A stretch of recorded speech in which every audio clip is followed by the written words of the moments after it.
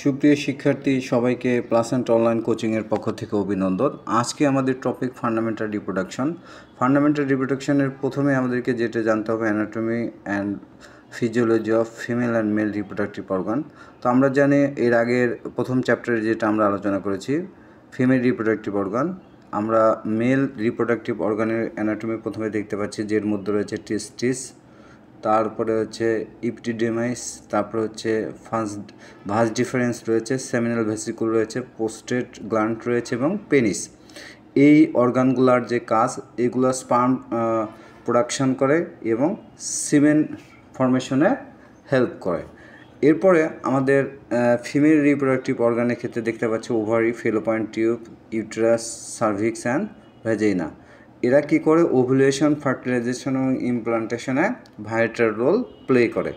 Reproduction বলতে আমরা কী বুঝি? রিপ্রোডাকশন একটা বায়োলজিক্যাল প্রসেস, যেটার মাধ্যমে একটা বিদ্যমান জীব থেকে আরেকটা নতুন জীবের উৎপত্তি হয়, তখন সেটাকে আমরা বলছি রিপ্রোডাকশন। এটা কি মানুষের ক্ষেত্রে, হিউম্যান রিপ্রোডাকশনের ক্ষেত্রে যেটা হয়, যেটা স্পার্ম এবং ওভাম এটা ফিউশন হয়ে জাইগোট তৈরি করে এবং এর মাধ্যমে এই প্রক্রিয়াটা চলমান রাখে। তো ফান্ডামেন্টাল রিকোয়ারমেন্টস অফ রিপ্রোডাকশনের ক্ষেত্রে বলা হচ্ছে হেলদি রিপ্রোডাক্টিভ অর্গান, যেটা আমাদের ফিমেল এবং মেল রিপ্রোডাক্টিভ যেটা অর্গান রয়েছে, এটা স্ট্রাকচারালি এবং ফাংশনালি নর্মাল হতে হবে। তারপরে বলা হচ্ছে যে ফর্মেশন অফ ফাংশনাল গ্যামেট, এই ক্ষেত্রে মেলদের ক্ষেত্রে স্পার্মাটোজোয়া এবং ফিমেলদের ক্ষেত্রে ওভাম তৈরির কার্যকর ওভাম তৈরি করতে হবে।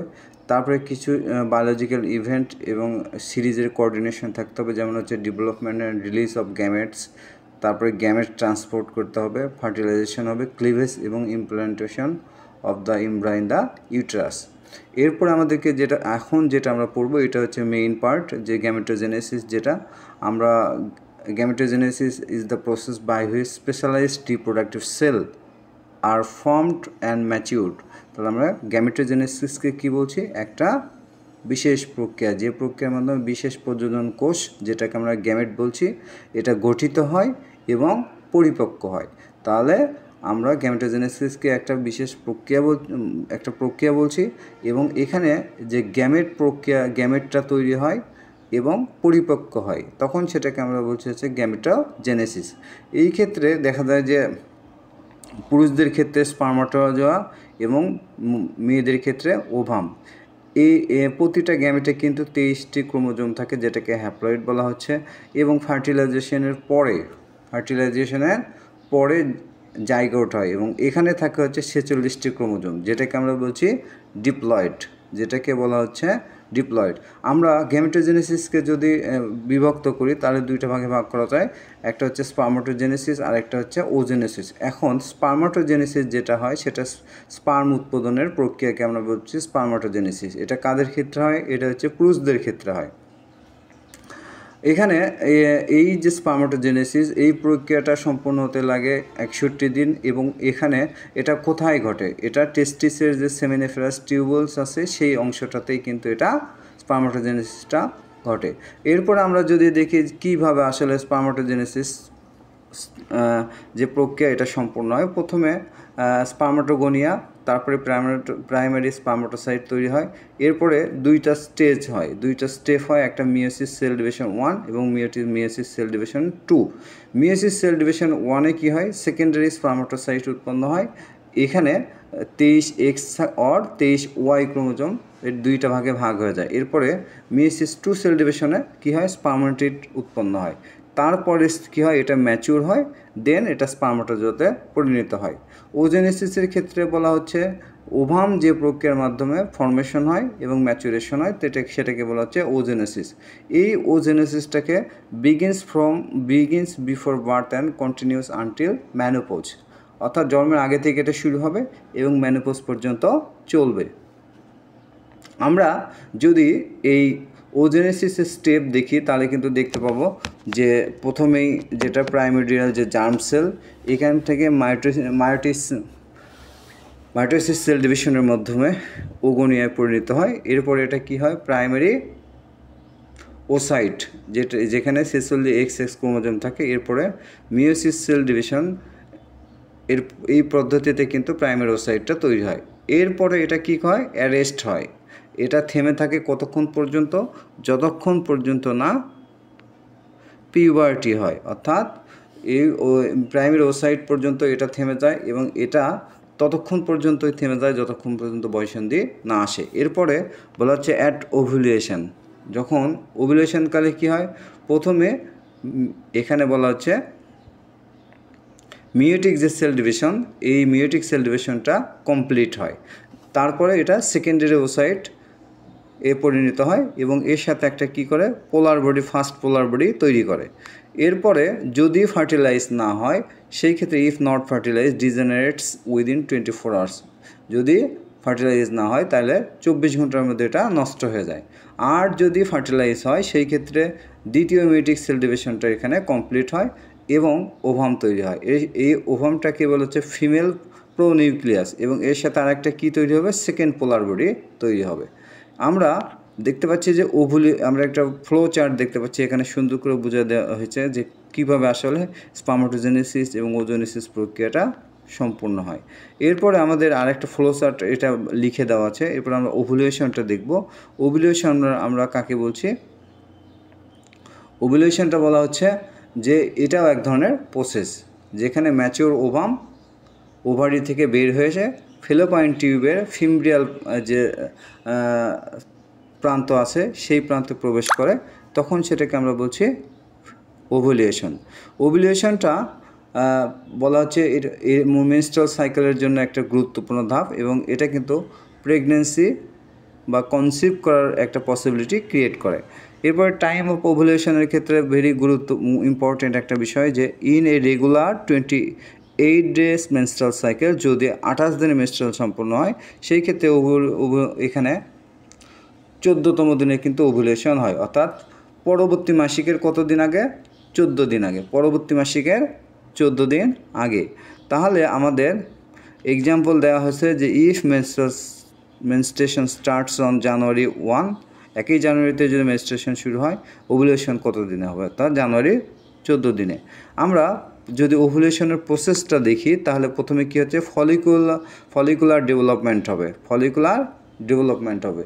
এখানে ফলিকুলার ডেভেলপমেন্ট যেটা এখানে বলা হচ্ছে at the beginning of the menstrual cycle several primary follicles begin to grow. একসাথে অনেকগুলো ফলিকুল কিন্তু মেনস্ট্রুয়াল সাইকেলের শুরুতে তৈরি হওয়া শুরু করে এবং one follicles become dominant and mature in a Graafian follicle. Graafian follicle এখানে কিন্তু একটা গ্রাফিয়ান ফলিকুলই পরিপক্ক হয় এবং এটা কিন্তু বৃদ্ধি পেতে থাকে। এবং এরপরে হরমোনাল যে ইমব্যালেন্স, ওভুলেশনের ক্ষেত্রে যে হরমোনগুলো ইম্প্যাক্ট ফেলে সেগুলো হচ্ছে ফলিকুল স্টিমুলেটিং হরমোন। এটা ফলিকুলার গ্রোথকে হেল্প করতে সাহায্য করে এবং সাডেন রাইজ ইন এলএইচ, হঠাৎ করেই কিন্তু লুটিনাইজিং হরমোনটা বেড়ে যায়, যেটাকে এলএইচ স্লার্টস বলা হয়, অর্থাৎ হঠাৎ বৃদ্ধি পায় এবং যার ফলে কী হয়, ফলিকুল রাপচার হয়ে যায়, ম্যাচিউর যে ফলিকুলটা থাকে এটা রাপচার হয়ে যায়। তারপরে আমাদের পরবর্তী যে রিলিজ অফ ওভাম, পরবর্তীতে যেটা দেখা যায় যে ওভামটা রিলিজ হবে এবং এই ক্ষেত্রে যেটা প্রথমে কী করবে, ফেলোপাইন টিউবের ফিম্বিয়া পার্টটা ওভামটাকে পিক করে, এটা সংগ্রহ করে নেয় এবং এখানে এটা কতদিন এই ওভামটা কতক্ষণ বেঁচে থাকে, এটা 12 থেকে 24 ঘন্টা পর্যন্ত বেঁচে থাকে। তারপরে যেটা বলা হচ্ছে যে if sperm is present during this time fertilisation can occur. তাহলে এখানে যদি স্পার্ম থাকে তাহলে কিন্তু ফার্টিলাইজেশন হয়। তারপরে ওভুলেশনের কিছু ক্লিনিক্যাল ফিচার রয়েছে। প্রথমে যেটা হচ্ছে হালকা নিচ পেটে ব্যথা থাকবে, তারপরে শরীরের তাপমাত্রা বেড়ে যাবে। এরপরে কি বলা হচ্ছে, cervical mucus became thin, clear and stretchable. তারপরে সার্ভিক্যাল মিউকাস যেটা আছে এটা পাতলা, স্বচ্ছ এবং এটা স্ট্রেচেবল হবে। তারপরে বলা হচ্ছে সেক্সুয়াল ডিজায়ারটা বেড়ে যাবে এবং কখনো কখনো দেখা যাবে কি হালকা ব্লিডিং, এখানে লাইট স্পটিং অর ব্লিডিং। আমরা ওভুলেশনের ক্ষেত্রে কিছু হরমোনাল কন্ট্রোলিং থাকে, যেমন follicle stimulating hormone, luteinising hormone, oestrogen hormone, progesterone hormone. এই ফলিকুল স্টিমুলেটিং যে হরমোনটা আছে এটা আসলে কি কাজ করে, এটা ফলিকুল গ্রো করে এবং ওভামটাকে ম্যাচিউর করতে সাহায্য করে। লুটিনাইজিং হরমোন কী করে? এটা ফলিকুলটাকে রাপচার করতে সাহায্য করে এবং ওভামটাকে রিলিজ করতে সাহায্য করে, অর্থাৎ ফলিকুল ফেটে ডিম্বাণুটাকে রিলিজ করতে সাহায্য করে। ইস্ট্রোজেনটা কী করে? ইস্ট্রোজেন হরমোনের কাজ যেটা এন্ডোমেট্রিয়াম থিকনেস রেডি করে এবং এই লুটিনাইজিং হরমোনটার হঠাৎ করে যেন বেড়ে যায় সেই প্রসেসটাকে মেনটেন করে। প্রোজেস্টেরনের কী কাজ? প্রোজেস্টেরন কিন্তু এন্ডোমেট্রিয়াম যে লাইনিংটা থাকে, হ্যাঁ, ওভুলেশনের পরে এটা কিন্তু মেইনটেনেন করে। এরপরে আমাদের আফটার ওভুলেশনে কি হয়? আফটার ওভুলেশনের ক্ষেত্রে এটা ফলিকুল যেটা থাকে, হ্যাঁ, রাপচার যে ফলিকুল, এটা পরিবর্তিত হয়ে কিসে পরিণত হয়? কর্পাস লুটিয়ামে পরিণত হয়। আরেকটা বিষয়, the corpus luteum secrets progesterone which prepares the uterus for responsible implantation. তারপরে কর্পাস লুটিয়াম কী করে? প্রোজেস্টেরন হরমোনটাকে সিক্রেট করতে সাহায্য করে, যেটা ইউটেরাসকে ইমপ্লান্ট করার জন্য প্রিপেয়ার্ড করে। এখানে ইফ ফার্টিলাইজেশন ডাজ নট অকার, যদি ফার্টিলাইজেশন না হয় সেই ক্ষেত্রে দ্য কর্পাস লুটিয়াম ডিজেনারেটস, হ্যাঁ, কর্পাস লুটিয়ামটা নষ্ট হয়ে যায়। ফলে কি হয়? হরমোন লেভেল ফল, যার ফলে হরমোন লেভেলটা কমে যায় এবং মেনস্ট্রুয়েশন বিগিন, আবার মাসিক হওয়া শুরু করে। এই হচ্ছে ওভুলেশনের প্রসেস। এবং ওভুলেশনের ক্ষেত্রে কিছু বিষয় থাকে, যে অ্যানোভুলেশন, যেটা হচ্ছে অ্যাবসেন্স অফ ওভুলেশন। এই ক্ষেত্রে ইফ ওভুলেশন ডাজ নট অকার, যদি ওভুলেশন না হয় সেই ক্ষেত্রে একটা ওমেন কিন্তু কনসিভ করতে পারে না। এটার কিছু কমন কজেস থাকে, যেমন হচ্ছে হরমোনাল ইমব্যালেন্স, স্ট্রেস, ইলনেস, তারপরে বলা হচ্ছে পলিসিস্টিক ওভারি সিনড্রোম, ম্যালনিউট্রিশন আর ওবেসিটি। ওভুলেশনের আসলে তাৎপর্যটা কী? ওভুলেশনের ইম্পর্টেন্সটা কী? এখানে essential for conception and pregnancy এবং কনসেপশনের জন্য এটা খুবই গুরুত্বপূর্ণ। এরপরে মেনস্ট্রুয়াল সাইকেলের রেগুলারিটি মেনটেন করতে সাহায্য করে এবং ফিমেল রিপ্রোডাক্টিভ হেলথ এবং ফার্টিলিটিটা মেনটেন করে। এরপরে আমরা দেখব ফার্টিলাইজেশন। ফার্টিলাইজেশনের ক্ষেত্রে বলা হচ্ছে fusion of sperm and ovum is called fertilisation. ফার্টিলাইজেশনটা কোথায় হয়? এটা ফেলোপাইন টিউবে অ্যাম্পুলা পার্টে হয়। এটা খুবই গুরুত্বপূর্ণ একটা এমসিকিউ, যে most common site of fertilisation, তাহলে বলতে হবে ফেলোপাইন টিউব। আমরা ফার্টিলাইজেশনের কখন হয়? ওভুলেশনের 12 থেকে 24 ঘন্টার মধ্যেই ফার্টিলাইজেশন হয়। স্টেপ যেটা বলা হচ্ছে ফার্টিলাইজেশনে, প্রথমে স্পার্ম ট্রান্সপোর্ট করে, এরপরে ক্যাপাসিটেশন করে, অ্যাক্রোসোমাল রিয়াকশন হয়, penetration and fusion, cortical reaction.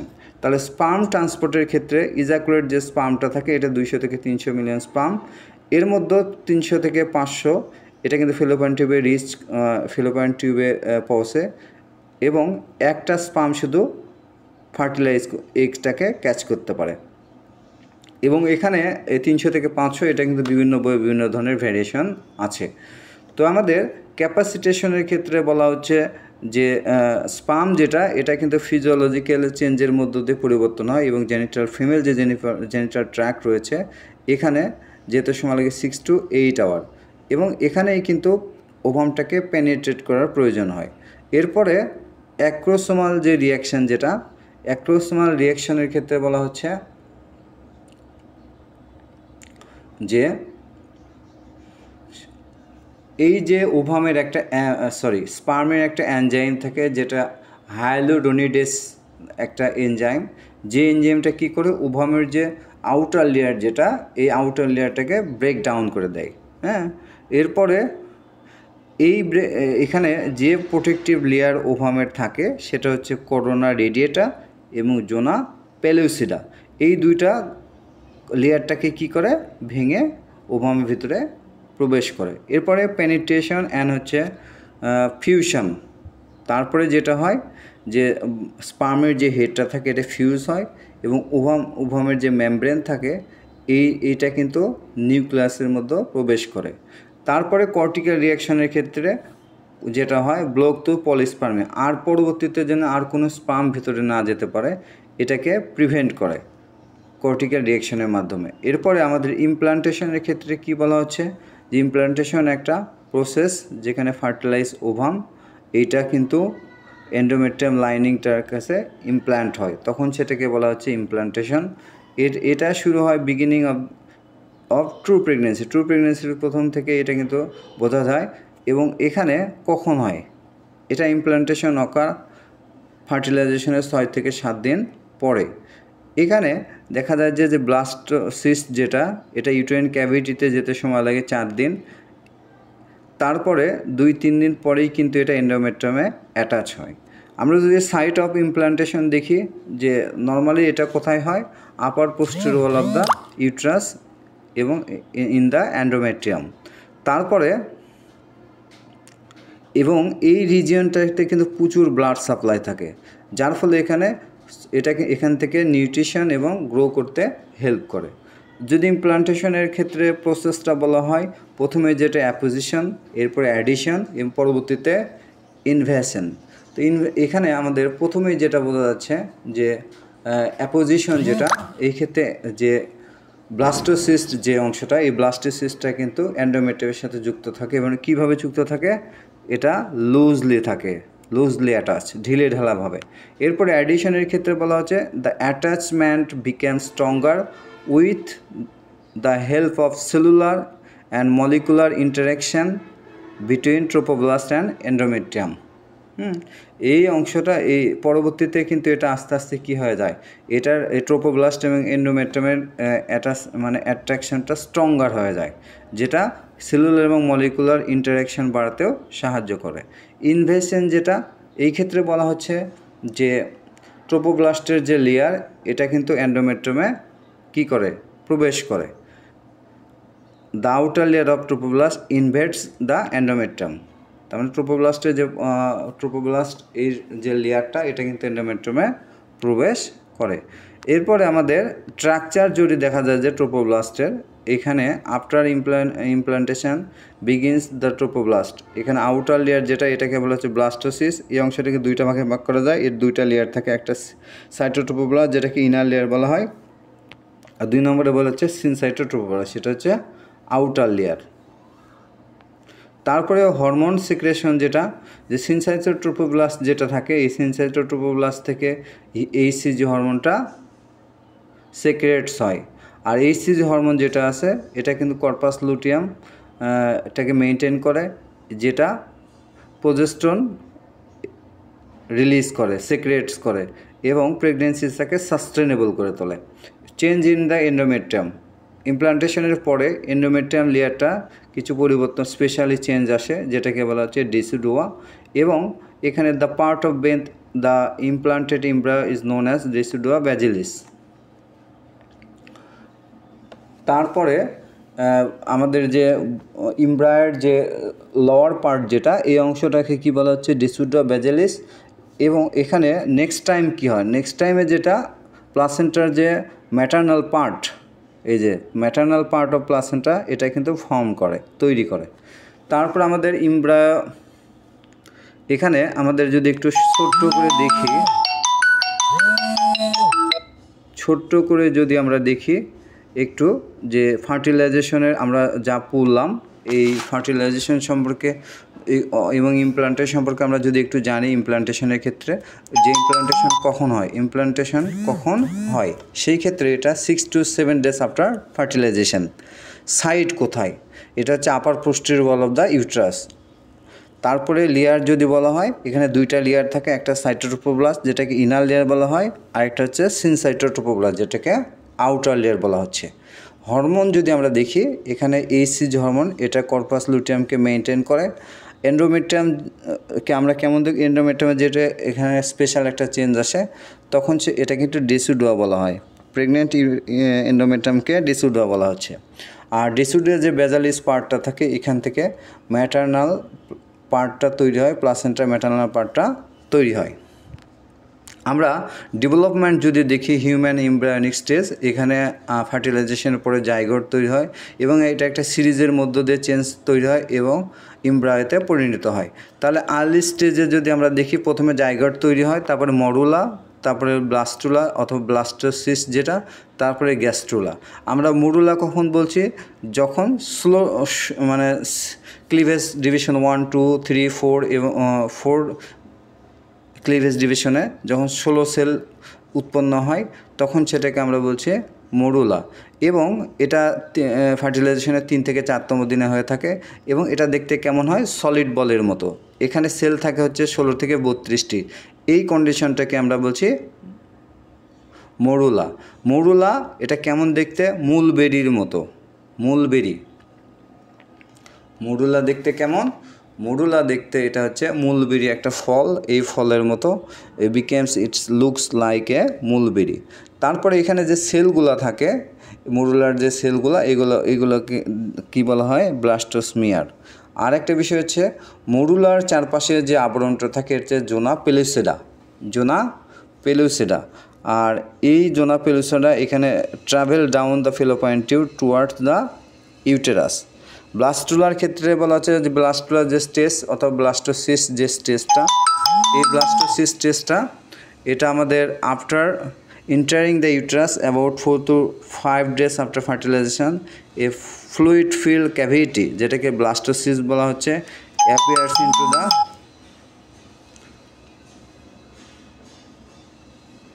appears inside the morula forming blastula or blastocyst। তার মানে যখনই জরায়ুতে পৌঁছানোর 4-5 দিন পর মরুলার ভিতরে কিন্তু এক ধরনের ফ্লুইড তৈরি হয়, এটা এবং এটা কি ক্যাভিটিতে এই ফ্লুইডটা জমা হয়, তখন সেটাকে কি বলা হচ্ছে? ব্লাস্টোসিল।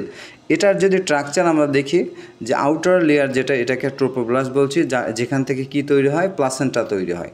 আর ইনার সেল ম্যাস যেটা, এই ইনার সেল ম্যাস থেকে এটা কিন্তু ইমব্রায়া তৈরি হয়। ইনার সেল ম্যাস থেকে ইমব্রায়া তৈরি হয়। ব্লাস্টোসিল যেটা, এই ব্লাস্টোসিলের এটা এখানে ফ্লুইড থাকে, ফুলফিল ফ্লুইড ক্যাভিটিতে রূপান্তরিত হয়। তাহলে এখান থেকে পরীক্ষা আসে যে ট্রোপোপ্লাস্ট সেল এ থেকে কি তৈরি হয়? প্লাসেন্টা তৈরি হয়। আর ইনার সেল ম্যাস থেকে ইমব্রায়া তৈরি হয়। ঠিক আছে, ভেরি ইম্পর্টেন্ট একটা প্রশ্ন। এরপরে গ্যাস্ট্রুলেশন অথবা গ্যাস্ট্রুলার স্টেজ যেটা, এটা ফার্টিলাইজেশনের 2 সপ্তাহ পরে ইনার সেল এটা কিন্তু ডিফারেন্সিয়েট করে 3টা লেয়ারকে। এই 3টা লেয়ার ফর্মিংয়ের প্রক্রিয়াটাকে বলা হচ্ছে গ্যাস্ট্রুলা। এই প্রসেস আমরা this stage is call gastrulation. এখানে কি হয়? 3টা লেয়ারের ফর্মেশন হয়। আমরা 3টা লেয়ার যদি দেখি তাহলে দেখতে পাবো এক্টোডার্ম, মেসোডার্ম এবং এন্ডোডার্ম। এক্টোডার্মের ভেতরে আমরা যেটা দেখব, এখানে ছবি দেখা যাচ্ছে, এক্টোডার্মের ক্ষেত্রে বলা হচ্ছে যে স্কিন, ব্রেন, স্পাইনাল কর্ড। তারপরে মেসোডার্মের ক্ষেত্রে রিপ্রোডাক্টিভ সিস্টেম, হার্ট, মাসল এবং বোনস। এবং এন্ডোডার্মের ক্ষেত্রে বলা হচ্ছে গ্ল্যান্ডস, ডাইজেস্টিভ ট্র্যাক্ট এবং লাং। আমরা এতক্ষণ যা পড়লাম এটাকে যদি সুন্দর করে শর্টকাটে পড়ি তাহলে দেখব জাইগোট ফার্টিলাইজেশনের প্রথম দিনেই তৈরি হয়, এবং এখানে স্ট্রাকচার থাকে, একটা সিঙ্গেল সেল পাওয়া যায়। ক্লিনিক্যাল কি ফিচারে দেখা যায়? এটা কি? Fertilise ovum. মরুলার ক্ষেত্রে কতদিন পরে ফার্টিলাইজেশনে? 3 থেকে 4তম দিনে হয়। এখানে স্ট্রাকচার যদি দেখি, এটা সলিড বলের মতো এবং 16 থেকে 32 সেল পাওয়া যায়। এটা কিভাবে হয়? ক্লিভেজ স্টেজে পাওয়া যায় এটা, হ্যাঁ, সেল ডিভিশন, ক্লিভেজ ডিভিশন 1, 2, 3, 4, হ্যাঁ, এইভাবে এটা কিন্তু তৈরি হয়। এবং এটা নিরেট, এই জন্য এটাকে বলা হচ্ছে সলিড বল। তারপরে বলা হচ্ছে ব্লাস্টুলা ফার্টিলাইজেশনের 5 থেকে 6তম দিনে। এখানে ফ্লুইড ফিল ক্যাভিটি পাওয়া যায়, অর্থাৎ ক্যাভিটির মধ্যে কমপ্লিটলি ফ্লুইড পাওয়া যায়। এবং এখনই কিন্তু ডিফারেন্সিয়েট স্টার্টস, অর্থাৎ বিভিন্ন ধরে এটা আলাদা করা সম্ভব, অর্থাৎ কী করা যায়? শনাক্ত করা যায়, আলাদা করার সুযোগ হয়। এরপরে আমাদের বলা হচ্ছে গ্যাস্ট্রুলেশনের ক্ষেত্রে কতদিন হয়? ফার্টিলাইজেশনের 14তম দিনে। এবং এখানে স্ট্রাকচার যদি দেখি তাহলে 3টা জার্ম লেয়ার পাওয়া যাচ্ছে, এবং তারপর থেকেই কিন্তু অর্গান ফর্মেশন শুরু হয়। তো মোটামুটি আমাদের পরীক্ষায় যে প্রশ্নগুলো আসে, প্রথমেই যেটা আমাদের গ্যামেটোজেনেসিস, এগুলো কিন্তু পরীক্ষা আসে না। আমাদের পরীক্ষা এখান থেকে যে প্রতিবারই প্রশ্ন যেটা আসে যে ওভুলেশন এর কততম দিনে হয়? মেনস্ট্রুয়াল সাইকেলের 14তম দিনে। এবং এখানে গ্রাফিয়ান ফলিকল যেটা আছে, এই গ্রাফিয়ান ফলিকল রাপচারে কোন হরমোন ইম্প্যাক্ট ফেলে? তারপরে এখান থেকে যে প্রশ্নগুলো আসে যে প্রজেস্টেরন হরমোন কি মেইনটেইন করে, ইস্ট্রোজেন হরমোন কি মেইনটেইন করে, এলএই স্লার্সটা কি, হ্যাঁ। তারপরে বলা হচ্ছে যে এখানে ফার্টিলাইজেশনের যে কমন সাইট, যেটা most common site of fertilisation, এই পরীক্ষাটা প্রতিবারে আসে এবং ডেফিনেশনটা আসে পরীক্ষায় যে ফার্টিলাইজেশন কাকে বলা হয়। Fusion of sperm and ovum is called fertilisation. এখান থেকে ইমপ্লান্টেশনের ক্ষেত্রে যেটা আসে, ইমপ্লান্টেশন কখন হয়, এটা 6 থেকে 7 দিন আফটার ফার্টিলাইজেশনের পরে হয়। কোথায় হয়, এটা নর্মালি যেটা দেখা যায় upper posterior wall of the uterus. তারপরে আমাদের এখান থেকে প্রশ্ন আসে যে এন্ডোমেট্রিয়াম, যে প্রেগনেন্ট এন্ডোমেট্রিয়ামটাকে আমরা কি বলি, ডেসিডুয়া। তারপরে এটার যে লেয়ার থাকে, এন্ডোমেট্রিয়াম যে লেয়ার, এখানে আমাদের বলছে যে সাইটোট্রোপোপ্লাস্ট যেটি ইনার এবং সিনসাইটোট্রোপোপ্লাস্ট আউটার, এবং কোন হরমোনটা প্রেগনেন্সিতে কর্পাস লুটিয়ামকে মেনটেন করে, এইচসিজি। আমরা মরুলা, জাইগোট, মরুলা, ব্লাস্টুলা, গ্যাস্ট্রোলা এগুলো কিন্তু পরীক্ষায় আসে না। তারপরে এখানে ট্রোপোপ্লাস্ট সেল, এই ট্রোপোপ্লাস্ট যেটা আউটার লেয়ার, এখান থেকে প্লাসেন্টার উৎপত্তি হয়। ইনার ম্যাস সেল, এখান থেকে এমব্রায়ো তৈরি হয়। এগুলো আমাদেরকে পড়তে হবে। তো আগামী 24 তারিখে এই টপিকের উপর পরীক্ষা। আপনারা সবাই কমপ্লিটলি পড়ার চেষ্টা করবেন। যদি কোনো সমস্যা থাকে সেই ক্ষেত্রে আমাকে নক দিবেন।